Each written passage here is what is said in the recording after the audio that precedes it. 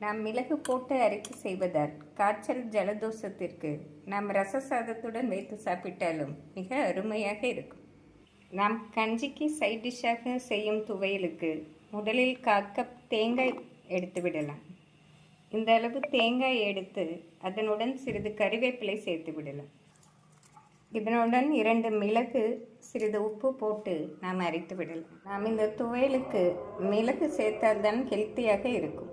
உப்பு மிக குறைவாக சேர்த்து விடலாம். இதனுடன் 2 ஸ்பூன் பொரிக்கடலை சேர்த்து விடலாம். நாம் கரகரப்பாக அரைத்து எடுத்து விடலாம். நாம் கஞ்சியோடு வைத்து சாப்பிடுவதால் தண்ணீர் மிக குறைவாக ஊற்ற வேண்டும். இந்த அளவு ஊற்றினாலே போதுமானது. நாம் இப்படி கரகரப்பாக துவையலை அரைத்து எடுத்து விடலாம். நாம் கஞ்சியுடன் சாப்பிடும் துவையல் அருமையாக ரெடியாகிவிட்டது.